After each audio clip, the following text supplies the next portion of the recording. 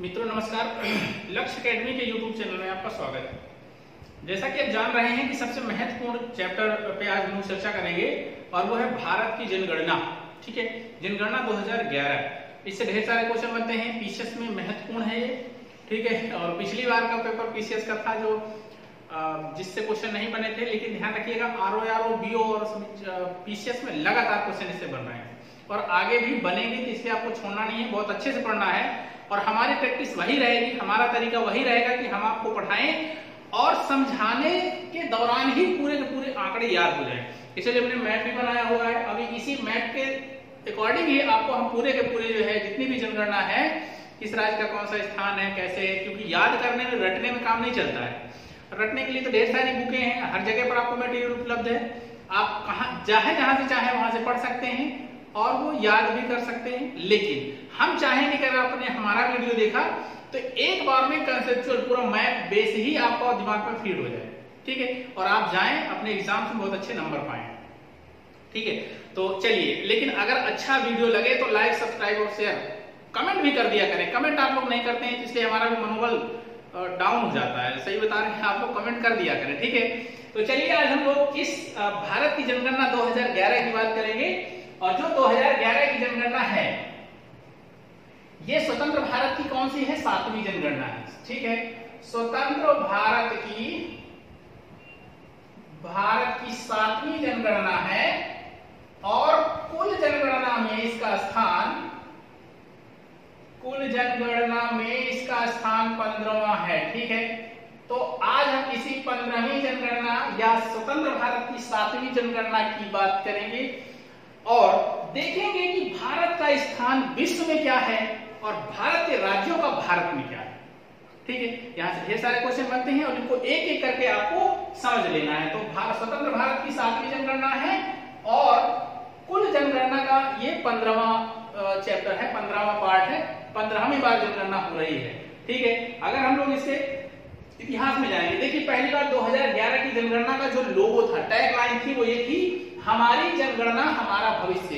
2-3 बार question पूछा जा चुका पीसीएस में, ध्यान रखिएगा, इसको भूलना नहीं है। हमारी जनगणना मतलब हमारी जनगणना हमारा भविष्य निर्धारित करती है कि कैसे किस दिशा में हम लोग जा रहे हैं। ठीक है, तो ये टैग लाइन है, इसे भी याद रखना है। और अगर हम इतिहास की बात करते हैं, जनगणना का इतिहास, ध्यान रखिएगा कि ये एक वीडियो में नहीं आएगा, मैं इसको 2 बार में और एकदम कॉन्सेप्ट छोटे-छोटे वीडियो ही बनाएंगे, परेशान मत होइए, आप लोगों को डाटा बहुत जाता है और आप लोग इसमें परेशान हो जाते हैं। तो हम 2 वीडियो में इसको देंगे और पूरी तरह से क्लियर देंगे। इतिहास की अगर बात करते हैं तो आप जानते हैं सबसे पहली बार प्रायोगिक तौर पर अगर भारत में जनगणना कराई गई है तो 1872 में थी, लॉर्ड मेयो के समय में थी। ठीक है, मेयो के समय थी और ये भारत के गवर्नर जनरल थे। इनके समय में 1872 में पहली बार जनगणना कराए जाने का प्रारंभ स्टार्टिंग है। और नियमित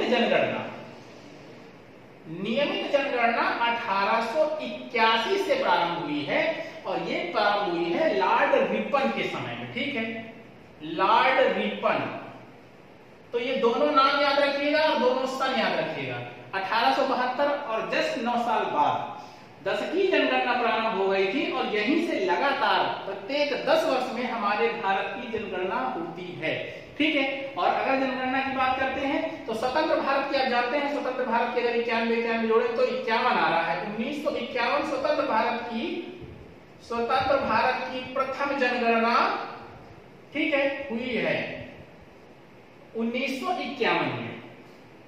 ठीक है, अगर हम इसके भी इतिहास में जाएंगे तो ध्यान रखिएगा, मौर्य साम्राज्य में एक कौटिल्य, चाणक्य जिन्हें आप कहते हैं, वो हुआ करते थे, दरबारी थे चंद्रगुप्त मौर्य के। उन्होंने अपनी अर्थशास्त्र में, अपनी पुस्तक चाणक्य की अर्थशास्त्र में, ठीक है, और अकबर के समय में अबुल फजल थे, अबुल फजल की आईने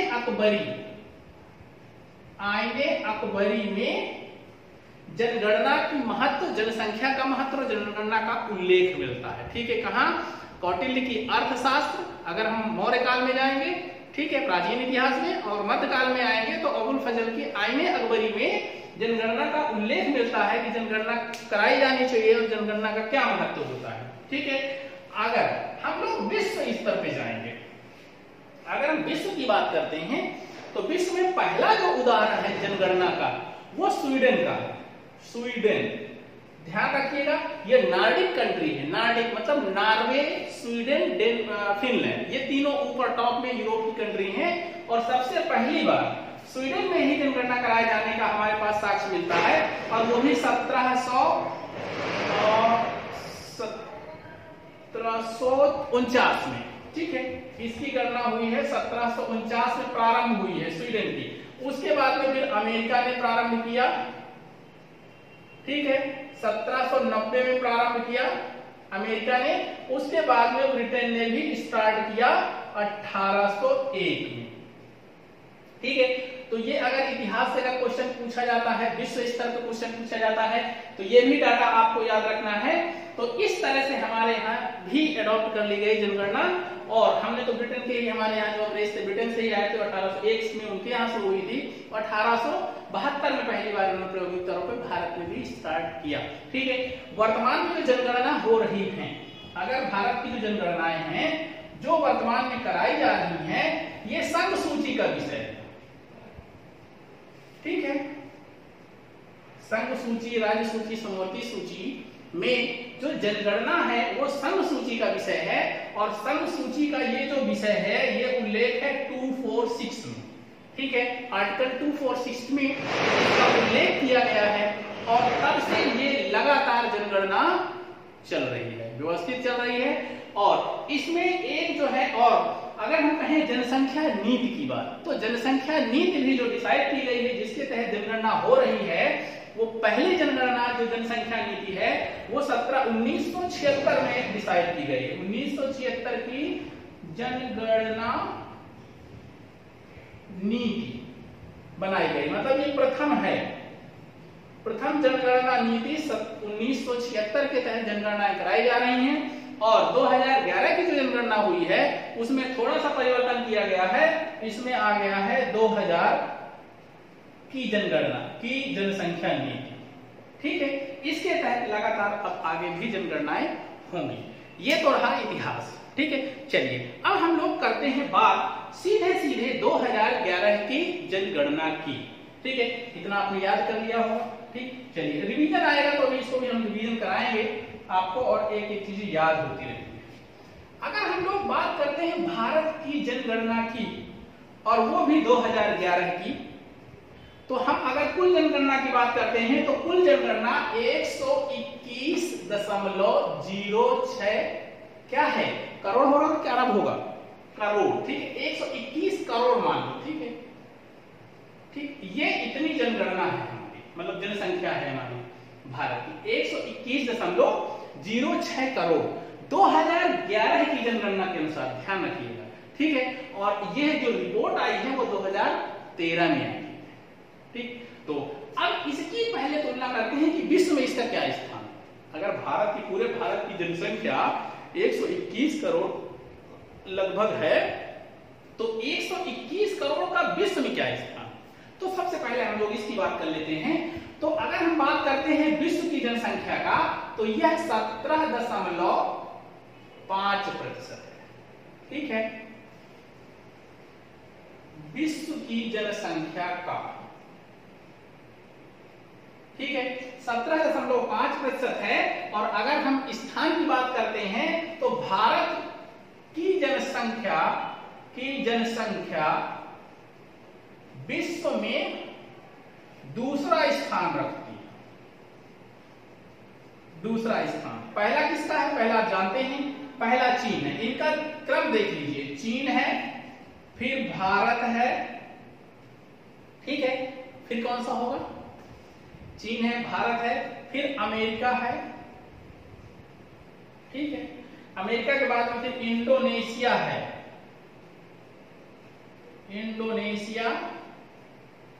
इंडोनेशिया के बाद में आएगा ब्राजील। ब्राजील के बाद में आएगा पाकिस्तान। पाकिस्तान के बाद अफ्रीकी देश शामिल है जिसे आप कहते हैं नाइजीरिया। नाइजीरिया के बाद पुनः भारत का पड़ोसी देश आएगा बांग्लादेश।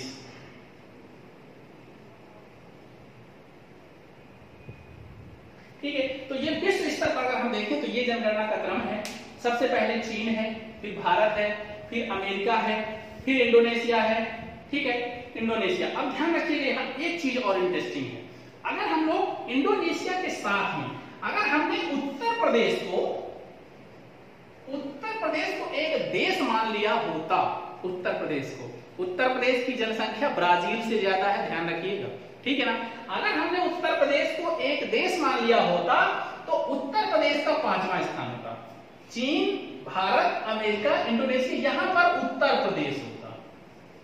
इतनी जनसंख्या, मतलब ब्राजील से भी ज्यादा है, पाकिस्तान से भी ज्यादा है, नाइजीरिया से भी ज्यादा है, बांग्लादेश से भी ज्यादा है। जितने भी देश हैं उन सबसे उत्तर प्रदेश की जनसंख्या ज्यादा है, सिवाय 4 देशों के, चीन, अमेरिका, भारत और इंडोनेशिया। ठीक है, तो उत्तर प्रदेश की जनसंख्या इतनी खतरनाक है, इतना ज्यादा है, तो इसको आप इस क्रम को जरूर याद रखिएगा। ठीक है, और अगर हम इसमें एक आंकड़े की और बात करते हैं कि अगर हम भारत की टोटल जनसंख्या देखते हैं तो कितने देशों के बराबर होगी, जरा इसको देख लीजिए। ठीक है, अगर हम भारत की कुल जनसंख्या की बात करते हैं तो भारत की जनसंख्या कई देशों के बराबर है।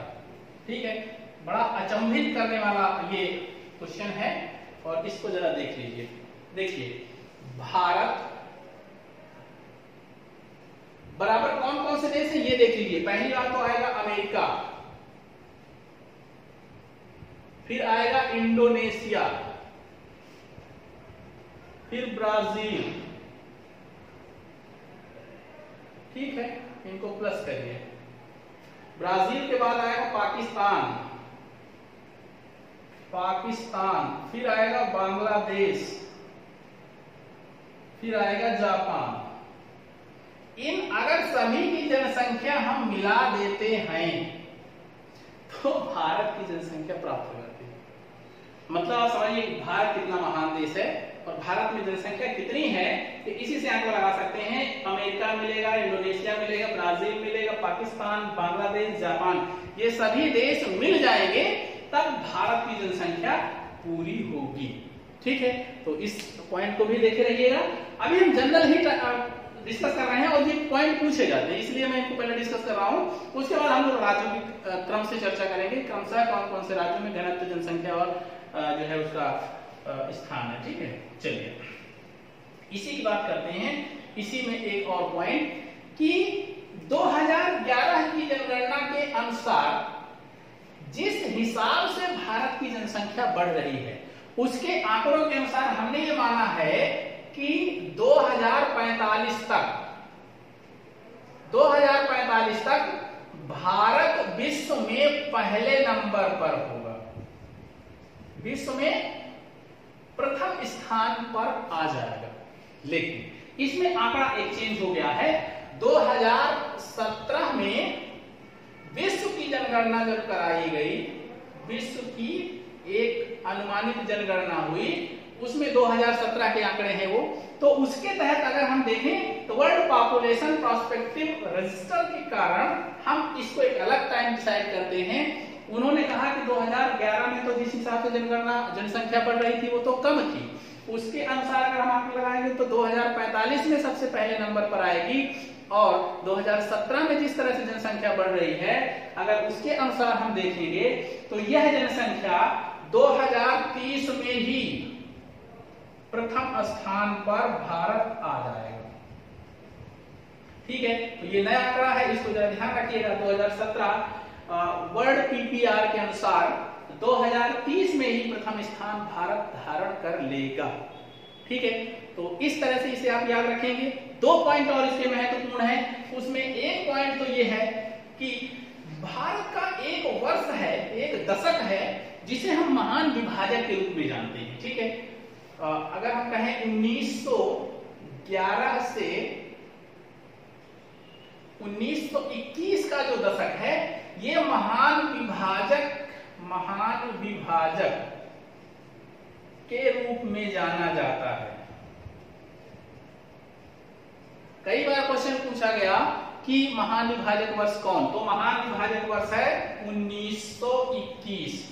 इस वर्ष की जनगणना में ढेर सारी समस्याएं आई, ढेर सारे देश में प्रॉब्लम्स आए, उसकी वजह से यहाँ की जनगणना जब कराई गई तो जनसंख्या बढ़ी नहीं, घट गई। ठीक है, और महज अगर हम मानते हैं तो 0.31% मात्र बढ़ी है। ठीक है, और इतनी बढ़त कोई बढ़त नहीं होती है, इसलिए और इसके पहले भी इससे ज्यादा जनसंख्या बढ़ रही थी दर से, और 2021 के बाद भी इससे ज्यादा जनसंख्या दर हो रही थी। इसलिए हम इसको कहते हैं महान विभाजक वर्ष। क्या? वर्ष 1921, जनसंख्या का महान विभाजक वर्ष। इसको जरा याद रखिएगा, कई बार क्वेश्चन ये पूछा जा चुका है। ठीक है, चलिए इसी के बाद एक और क्वेश्चन आता है कि पूरे वर्ष में अगर हम 15 जनगणना करा चुके हैं तो 15 जनगणनाओं में सर्वाधिक वृद्धि दर कब प्राप्त की गई है? सबसे कम वृद्धि दर तो 1921 में प्राप्त हुई है। ठीक है, इसीलिए इसको क्या महान विभाजक वर्ष कहते हैं। और इसी में सबसे ज्यादा वृद्धि दर किस वर्ष या किस दशक में प्राप्त हुई है, इसे भी जरा देख लीजिए। तो सबसे ज्यादा वृद्धि दर या सबसे ज्यादा जनसंख्या वृद्धि दर कब प्राप्त हुई है? तो ये आंकड़ा आपके पास में आएगा 1961 से 71 के मध्य। ये दशक है जनगणना का, इसमें सर्वाधिक वृद्धि दर प्राप्त हुई है। इस वृद्धि दर को आज तक कोई और वर्ष छू नहीं पाया। ठीक है, और वृद्धि दर भी कितनी थी? 24.80%। ठीक है, अगर हम दशकीय वृद्धि दर कहें तो 24.80% की वृद्धि हुई है। ठीक है, और कहा 1921 में 0.31% की वृद्धि हुई थी। उसके बाद ये घटते हुए क्रम में बढ़ा है, बढ़ते बढ़ते बढ़ते। अगर जैसे हम 2011-21 की बात करते हैं, 2001 की, ठीक है, तो वृद्धि दर कितनी थी? लगभग 21%, 21 कुछ प्रतिशत। और 2011 में कितनी हो गई? कम हो गई, 2011 में कम हो गई। तो इसी तरह से हम अब 24 के बाद से सीधे मात्र घटते हुए आए हुए हैं, और घटते घटते घटते घटते बढ़ रही है। कई बार क्वेश्चन आया, भारत की जनसंख्या बढ़ रही है, विस्फोट हो रहा है, तेजी से बढ़ रही है, बढ़ते हुए घट रही है, घटते हुए बढ़ रही है। तो आपको बताना है घटते क्रम में बढ़ रही है, मतलब कि जो एवरेज है वो कम हो रहा है, लेकिन अभी भी जनसंख्या लगातार बढ़ रही है। ठीक है, तो चलिए ये एक आंकड़ा हो गया।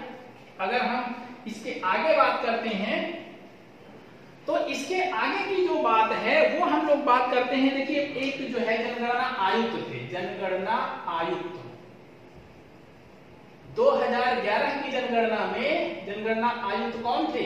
इनका भी नाम पूछा गया है और आपको भी याद करना है, सी चंद्रमौली थे, सी चंद्रमौली। ठीक है, जनगणना आयुक्त हैं सी चंद्रमौली। और उस समय पर गृह सचिव कौन थे? जिनकी अनुमति से रखा गया, गृह सचिव थे जी.के. पिल्लई, जी.के. पिल्लई। ठीक है, इन दोनों लोगों का नाम पूछा जाता है। तो जनगणना आयुक्त हो गए और ये गृह सचिव हो गए। इन्हीं की सहमति से 30 अप्रैल 2013 को 2011 की जनगणना प्रकाशित हुई थी, जिसे आप लोग पढ़ेंगे। ठीक है, तो ये मुझे लगता है कि याद हो गया होगा। और इसके बाद थोड़ी सी चर्चा कर लेते हैं हम क्षेत्रफल की। अगर हम क्षेत्रफल की बात करते हैं तो भारत का क्षेत्रफल कितना है? भारत का क्षेत्रफल हमने बताया था 2.43%। ठीक है, और इसमें भी अगर राज्यों की बात करते हैं तो सबसे बड़ा राज्य कौन सा है? राजस्थान पहले नंबर पर है। ठीक है, उसके बाद फिर इसी से लगा हुआ मध्य प्रदेश दूसरे नंबर पर है, फिर महाराष्ट्र तीसरे नंबर पर है, और चौथे नंबर पर आता है उत्तर प्रदेश। क्षेत्रफल के अनुसार उत्तर प्रदेश का चौथा स्थान है। तो क्रम से याद हो गया, क्षेत्रफल के अनुसार सर्वाधिक राजस्थान, फिर मध्य प्रदेश, फिर महाराष्ट्र, फिर उत्तर प्रदेश। अगर ऐसे आप मैच याद कर लेंगे तो मुझे लगता है कि बहुत आसानी से याद हो जाएगा, बजाय रटने के। ठीक है, तो चलिए जनसंख्या क्षेत्रफल के अनुसार आपने सबसे ज्यादा देख लिया, और क्षेत्रफल के अनुसार सबसे कम किस राज्य का है क्षेत्रफल, वो भी जरा देख लीजिए। गोवा पहले नंबर पर है। ठीक है, गोवा का स्थान क्या है? पहले नंबर पर है। गोवा के बाद आएगा सिक्किम। देखिए गोवा यहाँ है और सिक्किम यहाँ है, ठीक है, ये दूसरा नंबर है क्षेत्रफल के अनुसार सबसे कम। उसके बाद में आएगा त्रिपुरा, ठीक है, ये त्रिपुरा है, ये मिजोरम है, तो ये वाला भाग है तीसरे नंबर पर। तो 3 हो गए, गोवा हो गया, सिक्किम हो गया और त्रिपुरा हो गया। ये है क्षेत्रफल के अनुसार। और इसके बाद में हम लोग देखेंगे दशकीय वृद्धि दर। दशकीय वृद्धि दर के अनुसार अगर हम देखते हैं भारत की दशकीय वृद्धि दर क्या थी, उस पर जरा चर्चा कर लेते हैं। ऐसे ही एक एक आंकड़े आपको लेके चलेंगे। दशकीय वृद्धि दर, दशकीय वृद्धि दर, ठीक है, पूरे 10 वर्ष में कितनी जनसंख्या भारत की बढ़ी है, वो 17.7 है, ठीक है। हमने भी बताया 2021 की जनगणना में कितना बढ़ा था, सॉरी 2001 की जनगणना में यह वृद्धि 21.54% थी, ठीक है, 2001। और 2011 में ये वृद्धि दर कितनी हो गई है, 17.7। बहुत इंपॉर्टेंट आंकड़ा है, इसको जरूर याद रखिएगा अगर आप पूरे भारत की बात करते हैं, ठीक है। वृद्धि दर, अगर इसी में हम वार्षिक वृद्धि दर देखते हैं, अगर हम इसमें 10 का भाग देते हैं तो जो वार्षिक वृद्धि दर निकल के आती है, वार्षिक वृद्धि दर, तो वो आती है 1.64%, ठीक है, वार्षिक। आपको दशकीय वृद्धि दर भी याद रखनी है और वार्षिक वृद्धि दर भी याद रखनी है, ये भी पूछा जा चुका है। इसलिए क्योंकि जनगणना बहुत पुरानी हो चुकी है, अब इससे बहुत इजी क्वेश्चन नहीं बनने वाले हैं, इससे क्वेश्चन थोड़ा डीप में बनेंगे, तो डीप में आपको पता होना चाहिए। दूसरा यहां से आंकड़ा आता है कि शहरी और ग्रामीण जनसंख्या में क्या वृद्धि हुई है। वृद्धि दर तो हो रही है, तो वृद्धि दर का प्रतिशत ये है 17.7। अगर हम कहें शहर में ज्यादा लोग बढ़ रहे हैं कि गांव में ज्यादा लोग बढ़ रहे हैं, जरा आंकड़ा करके बताइएगा। तो हम इसमें अगर बात करते हैं तो शहरी जनसंख्या होती है ज्यादा वृद्धि दर। क्यों शहरी जनसंख्या ज्यादा वृद्धि, पहले हम देख लीजिए। शहरी वृद्धि दर जो है वो 31.8% है, ठीक है। शहर की जनसंख्या किस दर से बढ़ रही है, 31.8% की दर से बढ़ी है, और ग्रामीण जनसंख्या जो है 12.3% की दर से बढ़ी है। ये आंकड़ा डिसबैलेंस क्यों है, क्योंकि अब गांव में देखेंगे तो ग्रामीण जनसंख्या ज्यादा है, 68.46% है, 68.46, ठीक है। मोटा मोटा अगर हम ग्रामीण जनसंख्या की बात करते हैं तो 69% है और शहरी जनसंख्या 31% है। फिर भी शहरी जनसंख्या लगातार बढ़ रही है, उसका कारण ये है बेरोजगारी, ठीक है। लोग जब गांव से पलायन करते हैं तो शहर में आते हैं और जब जनगणना होती है तो सभी गणना हो जाती है, इसलिए यहाँ पर ज्यादा से जो है जनगणना जनसंख्या वृद्धि दर दर्ज की जाती है। तो शहर की जनसंख्या वृद्धि 31.8% और ग्रामीण जनसंख्या वृद्धि है 12.3%, ठीक है। अगर हम इसी की बात करते हैं तो हम देखते हैं सर्वाधिक वृद्धि दर किस राज्य में हुई, ठीक है। सर्वाधिक, अगर औसतन वृद्धि दर की बात करते हैं, औसतन वृद्धि दर की बात करते हैं तो 21% है, ठीक है। लेकिन वो आंकड़ा जाने दीजिए, पहले हम देख लेते हैं राज्य। सर्वाधिक वृद्धि दर वाले राज्य कौन कौन से हैं उनकी पहले चर्चा कर लेते हैं। तो सबसे जो वृद्धि दर ज्यादा हुई है राज्य में वो है मेघालय, ठीक है। ये राज्य है मेघालय, सर्वाधिक वृद्धि दर यहीं की हुई है, ठीक है। बहुत छोटा सा राज्य है, यहाँ पर जनजातीय संख्या ज्यादा है, और यहाँ पर सबसे पहले नंबर पर है, फिर दूसरे नंबर पर है अरुणाचल प्रदेश, जनसंख्या वृद्धि दर यहाँ सर्वाधिक, फिर उसके बाद ये, फिर उसके बाद तीसरा नंबर है बिहार का, ठीक है, और चौथा नंबर है जम्मू कश्मीर का। जम्मू कश्मीर का आंकड़ा अब नहीं है, ठीक है, लेकिन फिर भी चौथे नंबर पर आप इसको कर लीजिए जम्मू कश्मीर। तो ध्यान रखिएगा, पहला कौन सा है मेघालय, दूसरा अरुणाचल प्रदेश, तीसरा बिहार, चौथा जम्मू कश्मीर। ये है क्या, जनसंख्या वृद्धि किसमें सर्वाधिक हुई है, वो राज्य। तो सबसे ज्यादा जो जनसंख्या वृद्धि हुई है वो मेघालय की हुई है, उसके बाद अरुणाचल प्रदेश की हुई है, उसके बाद बिहार की हुई है, उसके बाद जम्मू कश्मीर की हुई है। अगर हम यही कहते हैं सबसे कम जनसंख्या वृद्धि दर किस राज्य की हुई है, तो इसी के साथ में आपका वो भी लिखना है। ध्यान रखिएगा, नागालैंड सबसे है, माइनस में चली गई है, वहां पर जनसंख्या बढ़ी नहीं, 10 साल में घट गई, ठीक है। तो -0.6% अगर कहेंगे तो हम सबसे कम जनसंख्या वृद्धि की बात करते हैं तो नागालैंड पहले नंबर पर है। देखिए ये नागालैंड, ये है, ये वाला है, ये पहले नंबर पर है, सबसे कम जनसंख्या वृद्धि हुई है नागालैंड की। उसके बाद जो शिक्षित होगा वो सबसे कम जनसंख्या वृद्धि करेगा, सबसे शिक्षित मतलब केरल, ठीक है। तो दूसरे नंबर पर केरल आता है। यहाँ की जनसंख्या घटने का कारण ये है कि यहाँ के लोग पलायन कर रहे हैं, नागालैंड के लोग पलायन कर गए हैं तो वहां की जनसंख्या कम हो गई है, ठीक है। जो म्यांमार के थे, जो और अभी कई घटनाएं आपने देखी होंगी पलायन वाली। उसके बाद दूसरा नंबर हम केरल की बात करते हैं। तीसरे नंबर पर यही है गोवा, सबसे कम जनसंख्या वृद्धि, सबसे पहले जो है नागालैंड, फिर केरल, फिर गोवा और लास्ट में आता है आंध्र प्रदेश चौथे नंबर पर, ठीक है।